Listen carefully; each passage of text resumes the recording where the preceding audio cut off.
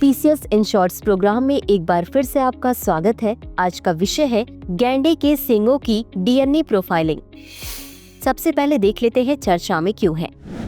हाल ही में असम वन विभाग ने भारतीय वन्यजीव संस्थान देहरादून के सहयोग से 2573 गैंडों के सींगों की डीएनए प्रोफाइलिंग शुरू की है। इसका उद्देश्य वन्यजीव अपराध जांच को सशक्त बनाना और असम में गैंडों के संरक्षण को और अधिक प्रभावी बनाना है। यह पहल विशेष रूप से अवैध शिकार और प्राकृतिक रूप से मृत गैंडों के सींगों की वैज्ञानिक पहचान और सुरक्षा के लिए शुरू की गई है।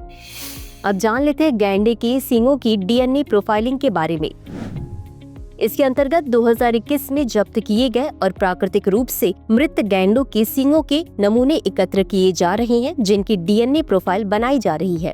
इसका मुख्य उद्देश्य है अवैध शिकार से प्राप्त नमूनों और प्राकृतिक कारणों से मृत गैंडों के नमूनों का वैज्ञानिक रूप से अंतर करना। ये नमूने मुख्यतः असम के काजीरंगा राष्ट्रीय उद्यान सहित विभिन्न अभयारण्यों से लिए गए हैं।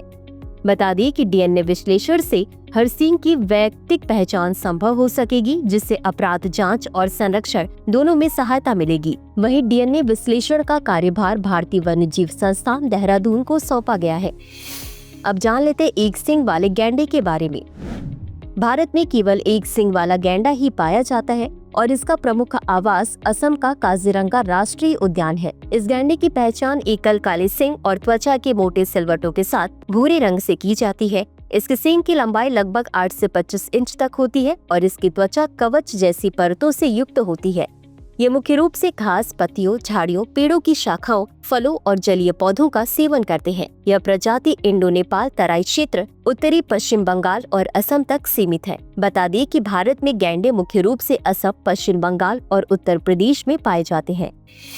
इसी के साथ अंत में देख लेते हैं आज के अभ्यास प्रश्न को। गैंडे के सींगों की डीएनए प्रोफाइलिंग के संदर्भ में निम्नलिखित कथनों पर विचार करें। 1. इसके अंतर्गत 2021 में जब्त किए गए और प्राकृतिक रूप से मृत गैंडों के सींगों के नमूने एकत्र किए जा रहे हैं, जिनकी डीएनए प्रोफाइल बनाई जा रही है। 2. इसका मुख्य उद्देश्य अवैध शिकार से प्राप्त नमूनों और प्राकृतिक कारणों से मृत गैंडों के नमूनों का वैज्ञानिक रूप से अंतर करना। उपरोक्त में से कौन सा या कौन से कथन सही है या सही है? ए केवल 1, बी केवल 2, सी 1 और 2 दोनों, डी न तो 1 और न ही 2। इस प्रश्न का उत्तर कमेंट बॉक्स में जरूर दें। आज के लिए बस इतना ही। धन्यवाद।